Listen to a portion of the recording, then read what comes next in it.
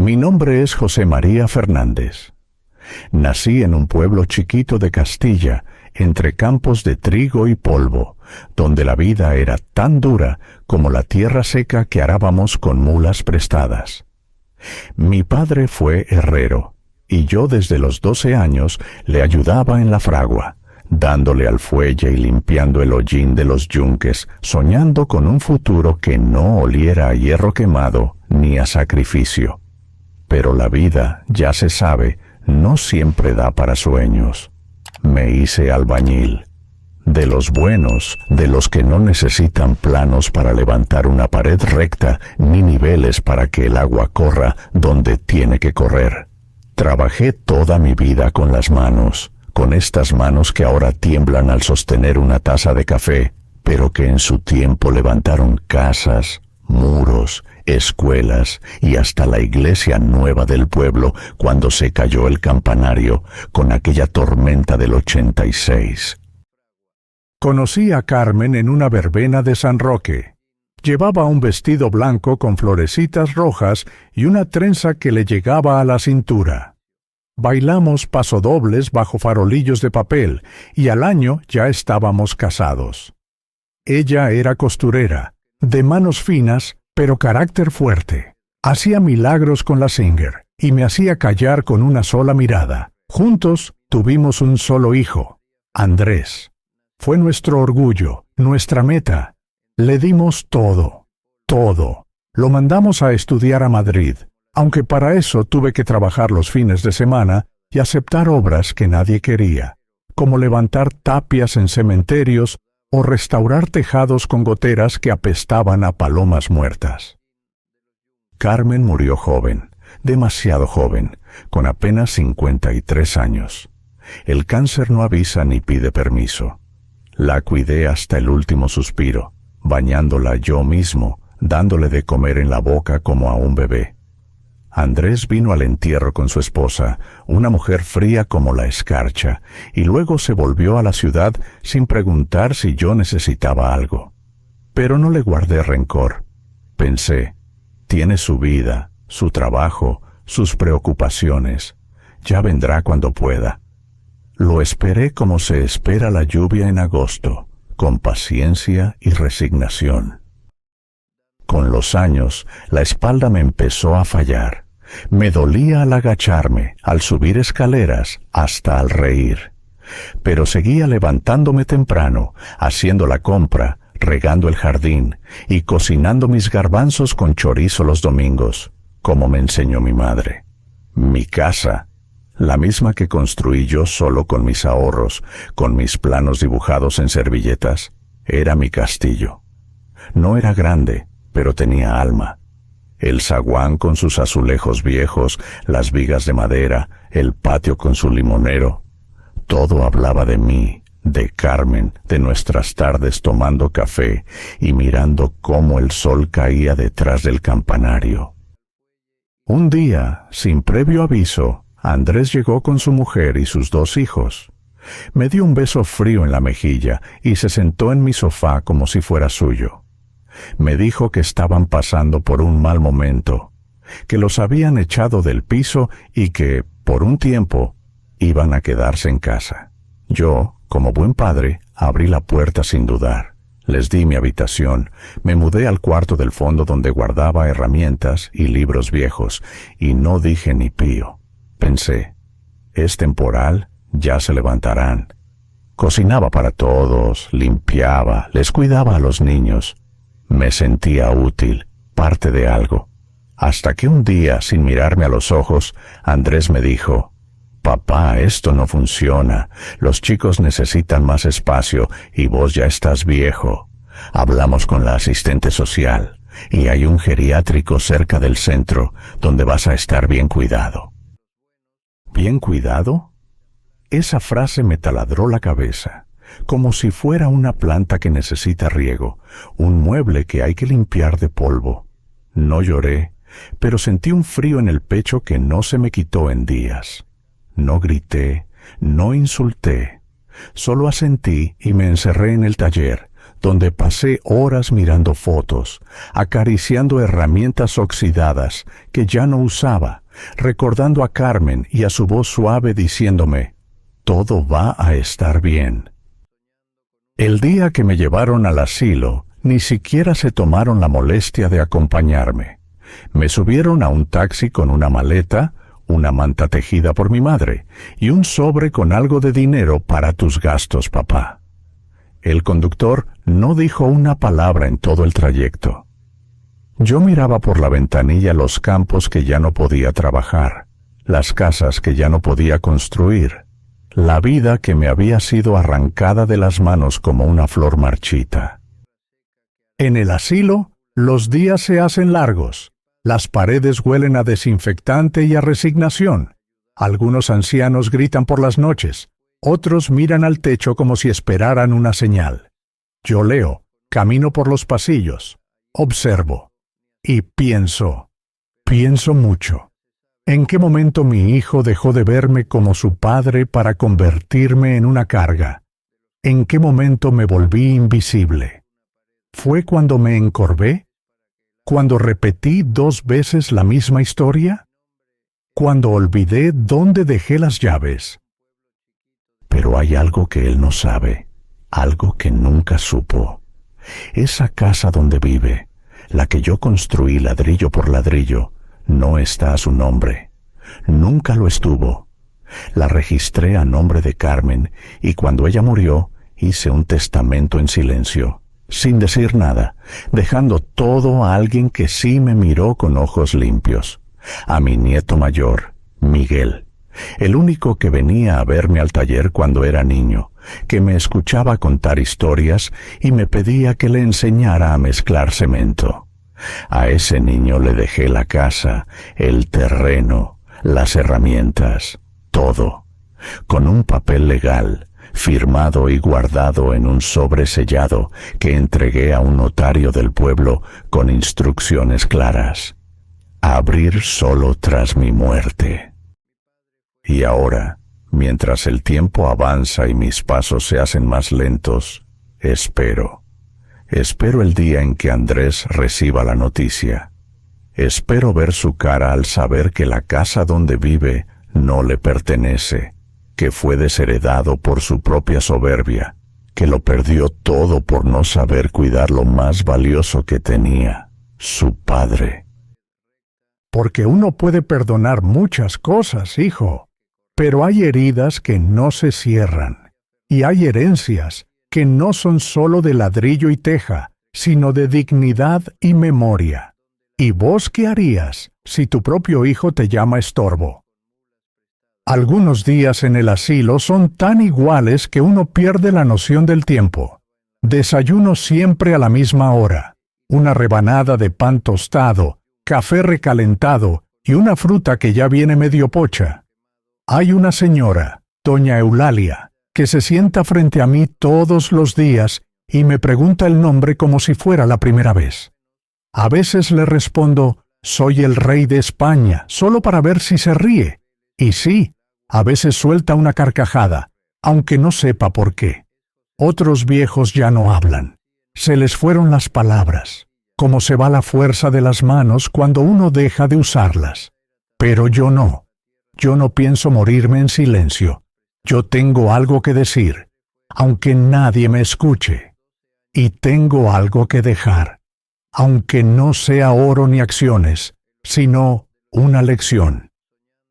Hay noches en que me desvelo pensando en Carmen, en su voz cantando coplas mientras cosía en el patio, en su forma de preparar las lentejas con chorizo, dejando la cazuela destapada para que respire, como ella decía.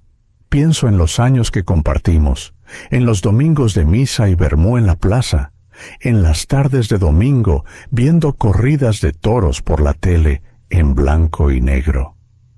Tantos recuerdos me vienen de golpe, como si los tuviera guardados en un cajón que ahora se abre solo.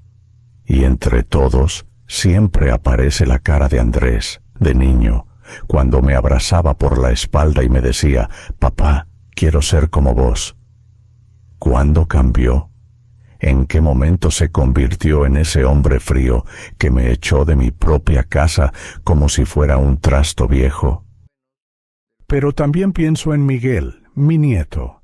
Ese muchacho sí que salió distinto.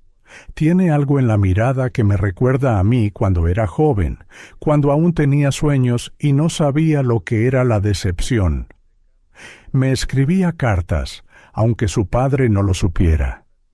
Me contaba de la escuela, de sus partidos de fútbol, de la chica que le gustaba y que vivía al lado de la panadería. Incluso una vez me mandó un dibujo de la casa que construyó en su cuaderno. Tenía una chimenea grande y un limonero como el mío. A ese chico le dejé todo, porque entendí, tarde pero entendí, que la sangre no siempre garantiza el corazón, y que el cariño no se hereda, se cultiva. Recuerdo bien el día que firmé el testamento. Fue un martes, de cielo limpio y olor a pan recién hecho. El notario, don Manuel, me miró con respeto, como quien entiende que uno no deja solo ladrillos, sino una historia. Le entregué también una carta escrita de mi puño y letra, sellada con cera, con destino a Miguel. Para cuando yo ya no esté, le dije. En esa carta le explico por qué hice lo que hice. Le cuento quién fui, qué sufrí y qué espero de él. No le pido que me vengue, no le dejo una carga, le dejo libertad, libertad y memoria. Porque si no sabemos de dónde venimos, ¿cómo vamos a saber a dónde vamos? Algunos pensarán que fui cruel, que desheredar a un hijo es una forma de venganza amarga, pero no es eso.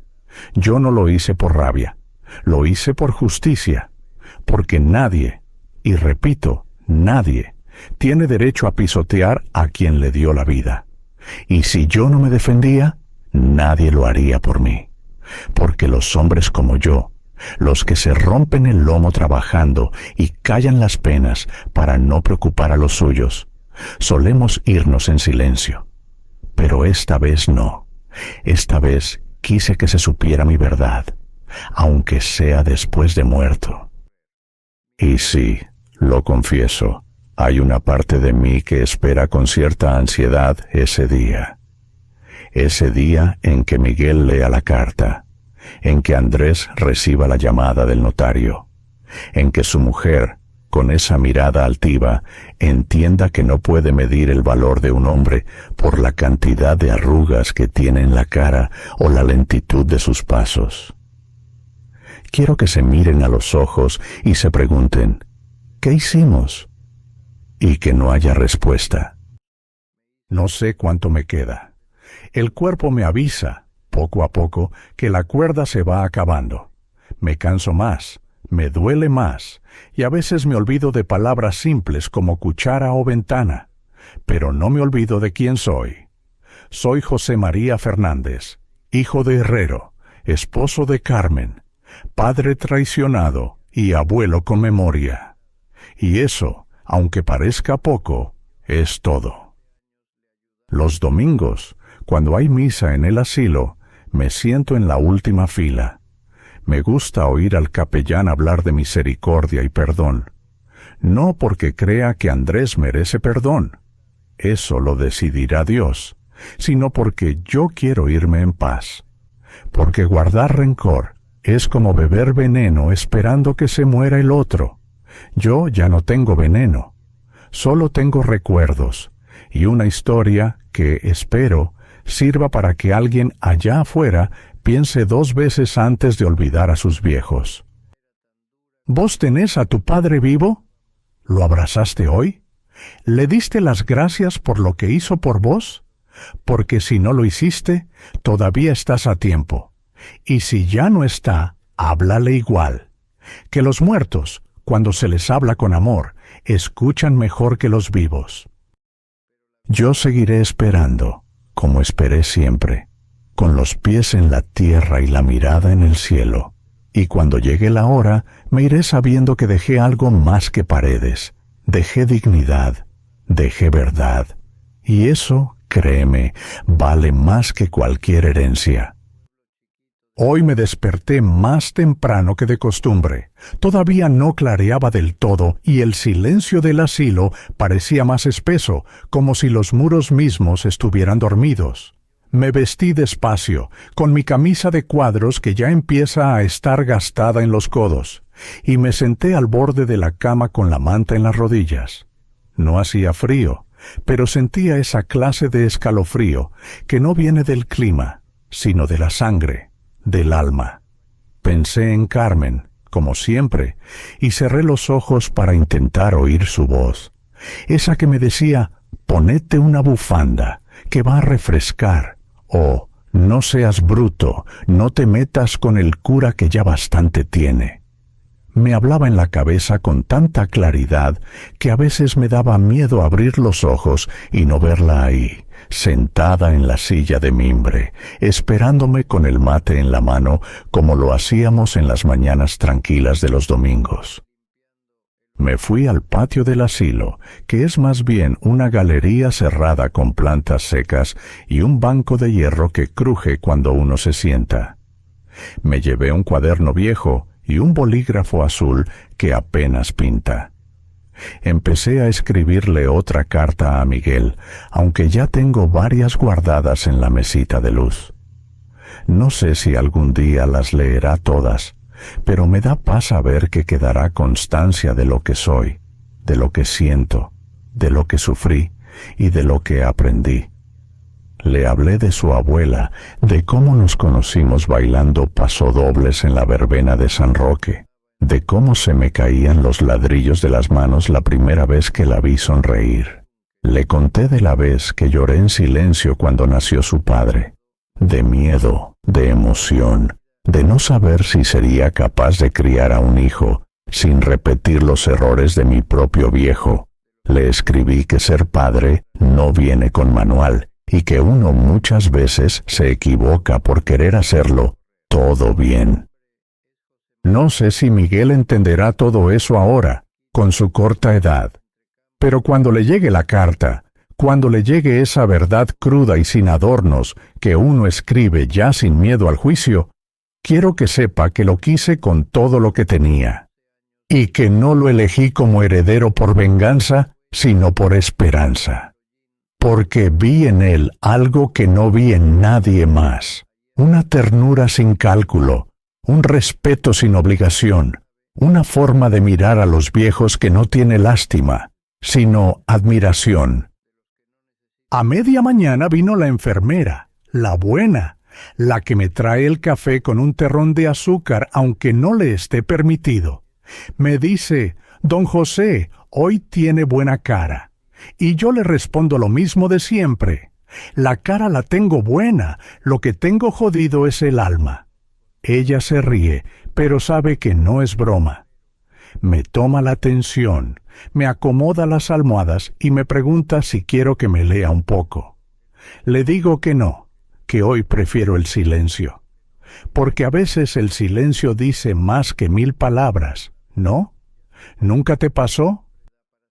Por la tarde, mientras jugaban al dominó los de siempre, Manolo, que hace trampa aunque le tiemblen las manos, y Jacinto, que se duerme entre turno y turno, me puse a mirar por la ventana. Pasó un cochecito de bebé con una madre joven que hablaba por el móvil sin mirar al niño. Y pensé cuánto ha cambiado el mundo.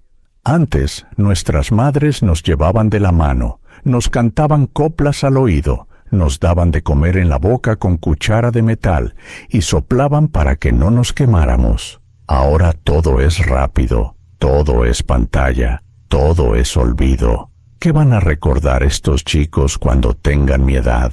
¿El sonido de una notificación? Y entonces, como si la vida aún tuviera sorpresas para mí, vino una visita, una inesperada. Miguel, con sus vaqueros gastados, su mochila al hombro y esos ojos que no mienten. Se me paró el corazón por un segundo. No dije nada, solo lo abracé. Lloré sin vergüenza, con mocos y todo, como se llora cuando el alma encuentra refugio. Me dijo, «Abuelo, me enteré». No por papá, claro, por el notario. Me llamó ayer.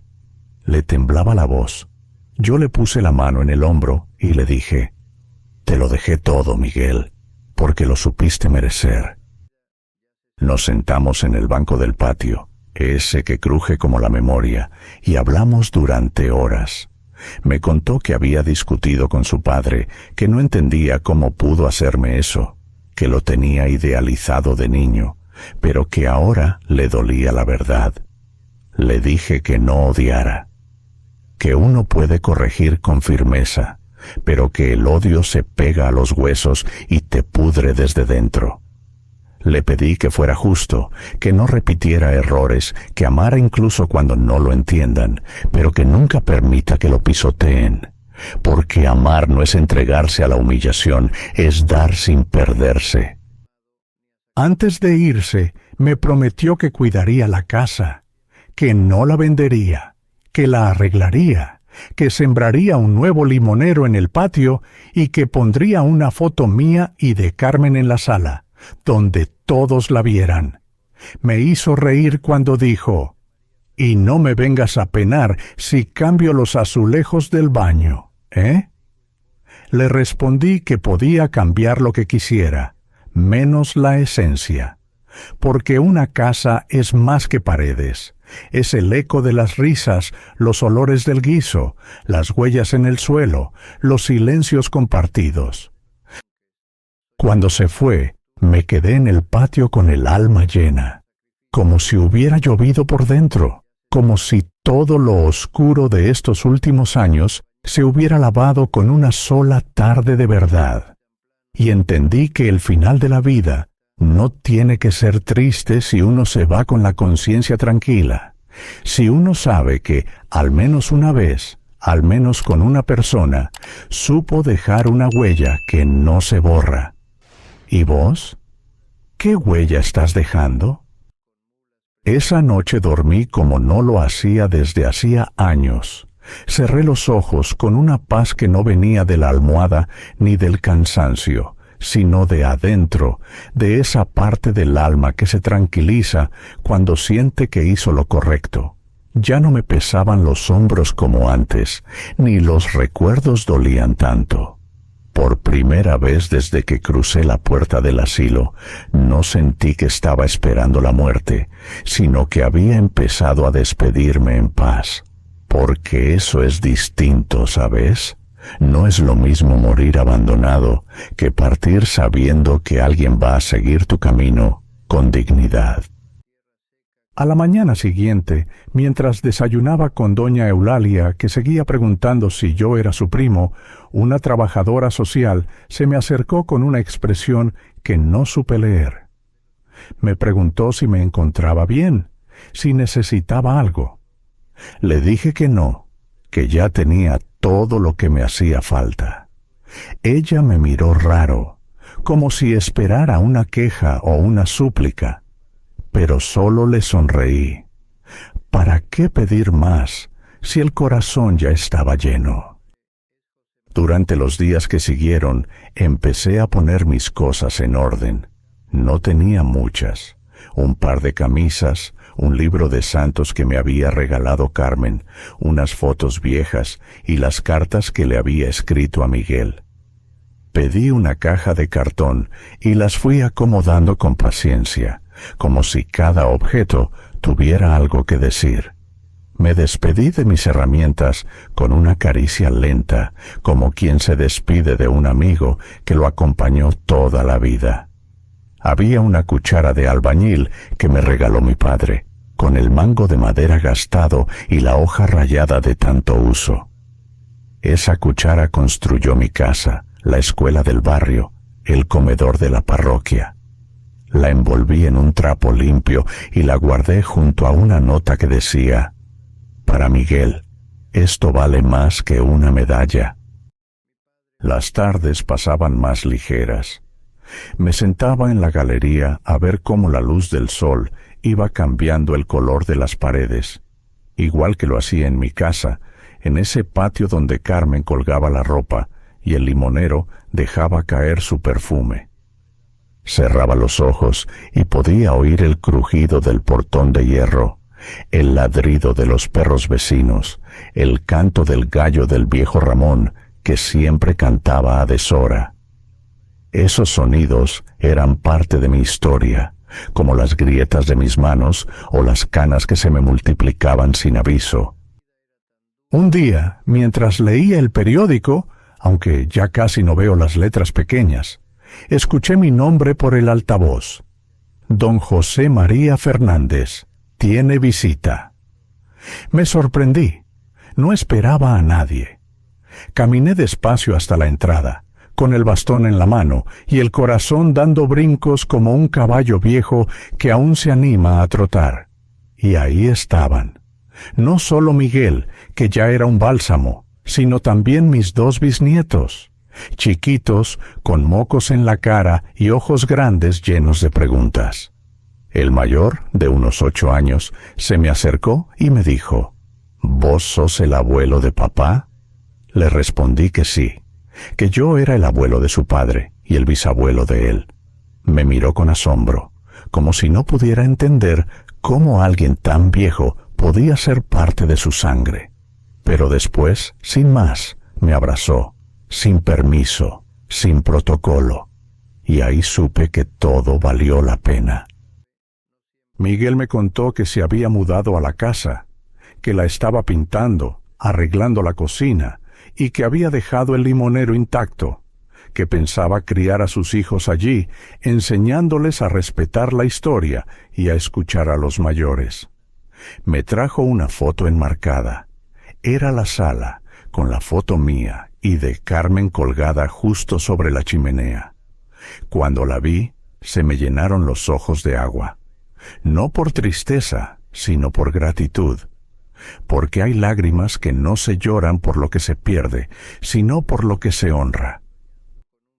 Me quedé pensando largo rato después que se fueron, pensando en la justicia de la vida, en cómo a veces las vueltas tardan, pero llegan. Me imaginé a Andrés sentado en esa misma sala, enterándose que la casa no era suya, que por arrogancia, por egoísmo, por olvido, lo había perdido todo.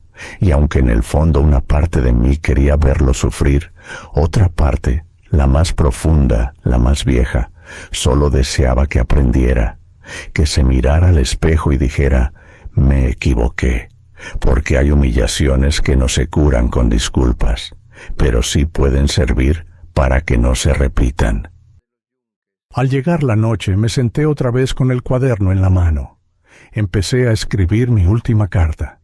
Esta no era para Miguel, ni para Andrés, ni siquiera para Carmen. Era para mí, una especie de confesión, un cierre. Escribí todo lo que nunca dije, todo lo que me guardé, todo lo que dolió y todo lo que sanó. Le puse fecha, le dibujé un corazón al final. Sí, como los que hacía de joven cuando le dejaba notas a Carmen escondidas entre sus telas. Y la guardé bajo la almohada.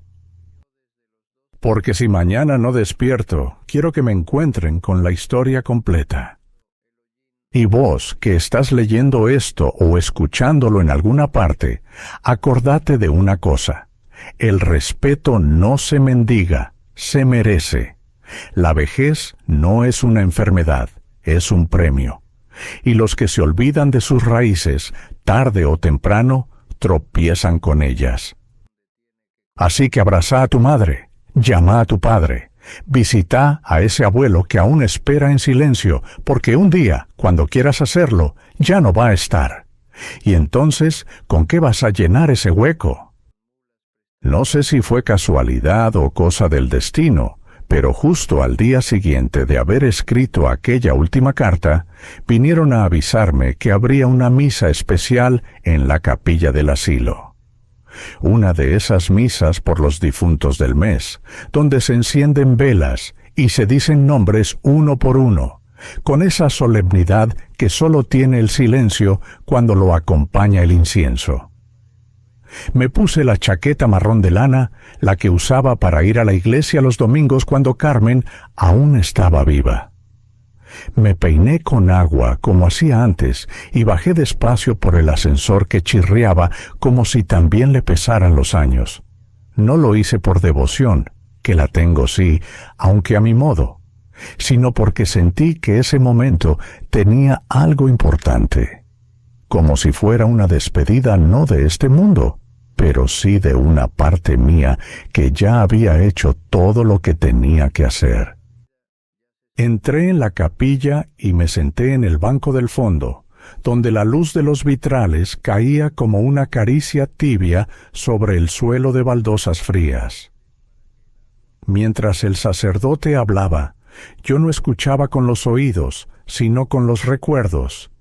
Me vinieron a la mente los bautizos de los hijos del barrio, las bodas con arroz en los zapatos, las navidades donde Carmen y yo llevábamos roscón de anís para repartir entre los que no tenían familia. Me acordé también de los funerales donde cargué ataúdes con las manos firmes, sin saber que un día las mías temblarían como las de un niño asustado. Y entonces, sin esperarlo, oí mi nombre. Y por el alma viva de don José María Fernández, que está con nosotros esta mañana, para que el Señor le conceda paz y larga vida. No sé por qué, pero sentí un nudo en la garganta. Tal vez fue la forma en que lo dijo, como si ya me estuviera despidiendo, como si supiera algo que yo aún no sabía. Cerré los ojos y recé bajito, como me enseñó mi madre cuando era niño, sin pedir nada, solo dando gracias. Por lo vivido, por lo aprendido, por lo sufrido y por lo perdonado. Al salir, el cielo estaba cubierto, de ese gris que anuncia lluvia pero no termina de caer. Me quedé un rato en el porche del asilo, mirando cómo los árboles del jardín se mecían con ese viento que huele a tierra mojada antes de tiempo. Y pensé en Andrés. Sí, otra vez. Porque aunque uno intente dejar atrás el rencor, hay días en que la herida vuelve a picar, como si no hubiera cicatrizado del todo. ¿Dónde estará ahora? ¿Habrá entendido la lección? ¿O seguirá creyendo que un padre es una herramienta que se usa hasta que se desgasta? Me gustaría pensar que algo se le removió por dentro, que al ver a Miguel tomar las riendas de la casa, cuidar de sus hijos, hablar con respeto del abuelo, se haya sentido al menos un poco avergonzado. Pero no espero disculpas. Ya no. A estas alturas uno no vive esperando que lo entiendan. Vive sabiendo que hizo lo que debía. Y eso basta. Porque la dignidad no se mide en aplausos ni en homenajes, sino en el silencio con el que uno se acuesta por la noche, sabiendo que no se traicionó a sí mismo. A los pocos días recibí una carta, escrita a mano, con letra torpe pero sincera. Era de Andrés. No decía mucho, apenas una página. Me contaba que había estado enfermo, que había tenido tiempo para pensar, que se había enterado de la herencia, sí, pero que ya no le importaba, que entendía que yo lo había hecho por algo, y que aunque le dolía, empezaba a comprender. Me pedía perdón, de verdad, no con palabras bonitas, sino con frases torpes y llenas de pausas. Me decía que no quería que me muriera con esa herida, que lo lamentaba. Y al final, una línea que me desarmó. Papá, te echo de menos. No lloré, solo cerré la carta, la besé como quien besa una fotografía antigua y la guardé junto a la última que le había escrito a Miguel.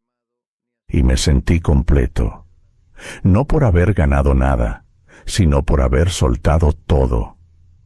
Porque hay una paz que solo llega cuando uno deja de cargar con lo que no puede cambiar. Desde entonces, mis días son tranquilos. Sigo levantándome temprano, aunque ya no tenga que trabajar. Tomo café con doña Eulalia, que ahora ya recuerda mi nombre, al menos a ratos, y paseo por el jardín cuando el sol calienta un poco. A veces me visitan los chicos de Miguel, con dibujos y cuentos de la escuela. Y cuando me abrazan, no me llaman el abuelo del abuelo.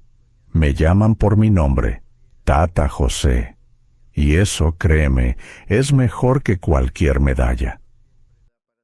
He dejado de contar los días, porque aprendí que cuando uno vive con el corazón liviano, cada día es ganancia. Y no le tengo miedo al final, porque ya no tengo cuentas pendientes, ni con Dios, ni conmigo, ni con mi hijo. Y si vos estás ahí, dudando de si vale la pena perdonar, te digo esto: perdoná. No por ellos, sino por vos, porque el rencor pesa más que cualquier cruz, y la vida, aunque larga, se va en un suspiro. A mí ya solo me queda esperar, pero no con ansiedad, sino con gratitud, porque viví, y aunque me dolieron cosas que no merecía, también tuve bendiciones que nunca pedí. Y eso, al final, es lo que cuenta.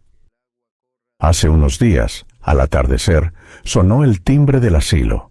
Es raro que suene, casi siempre son llamadas o visitas pautadas, pero esa tarde bajé solo por curiosidad, arrastrando el bastón, y ahí estaba, Andrés, parado con la gorra en la mano, como cuando era niño, y venía a confesarme que había roto una ventana jugando al fútbol. Me miró a los ojos, con los suyos enrojecidos y el alma hecha trizas. No habló enseguida. Yo tampoco. Nos quedamos así, mirándonos como dos hombres que han vivido demasiado sin entenderse. Y entonces, sin palabras, me abrazó.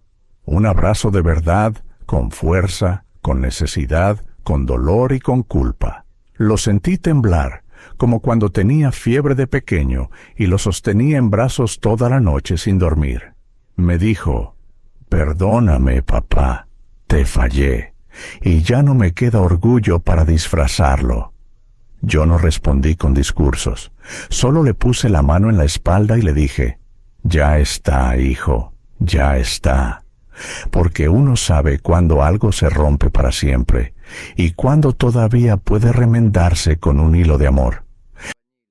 Subimos al cuarto, le mostré las cartas que había escrito, los dibujos de sus nietos, las fotos con Carmen. Se quedó en silencio largo rato y después me dijo algo que no voy a olvidar jamás. Me diste la vida 2 veces, papá, la primera cuando nací, y la segunda cuando no me devolviste el odio. Esa noche cenó conmigo, pan con tomate, queso manchego y un poco de vino tinto que guardaba para un momento especial. Le enseñé a cortar el queso como lo hacía mi abuelo, con la navaja inclinada, ni muy fino ni muy grueso, para que dure y se saboree. ¿Nos reímos? Sí, nos reímos. Como hacía años no lo hacíamos. Me habló de su trabajo, de cómo se había quedado solo tras pelear con su mujer, de que había empezado a ir a misa los domingos, aunque solo se quedara en la puerta. Me preguntó por Carmen. Le conté cosas que ya no recordaba, como que bailaba sevillanas con los pies descalzos en el patio cuando llovía, y le gustaba el olor de la albahaca en la cocina. Al despedirse, me besó en la frente. Volveré, me dijo, y por primera vez le creí. Desde entonces, la vida me sonríe despacio. No me devolvió los años, ni los dolores, ni las ausencias, pero me regaló la calma, esa que llega cuando uno sabe que no cargará con cuentas pendientes al otro lado. Miguel viene seguido, trae pan de pueblo, dulces de membrillo y a veces me lee sus cuentos. Ya no me llama solo abuelo, ahora me dice mi maestro. ¿Y sabes qué? A esta altura, ya no me importa si me queda 1 mes o 10 años, porque me voy liviano, me voy entero, porque recuperé lo que pensaba perdido, porque demostré que un viejo todavía puede enseñar, todavía puede marcar camino, todavía puede tener la última palabra sin gritarla. Así que si estás viendo esto, si llegaste hasta el final de mi historia, te pido algo desde lo más profundo de mi alma. No olvides nunca a los tuyos. No los eches cuando envejezcan. No los encierres cuando se vuelvan lentos. No midas su valor por lo que producen, sino por lo que sembraron. Porque algún día vos también llegarás a viejo, y ese día vas a querer que alguien te mire a los ojos con respeto, con ternura, con amor. Y ahora decime, ¿vos qué harías si fueras mi hijo? ¿Y si fueras yo? Si esta historia te tocó el corazón, escribí en los comentarios desde qué ciudad o país me estás escuchando. Me hará ilusión saber dónde llega mi voz. Dale like al video, suscríbete si te gustó y compartilo con alguien que necesita escuchar que aún hay tiempo para pedir perdón y también para perdonar. Gracias por estar, de verdad.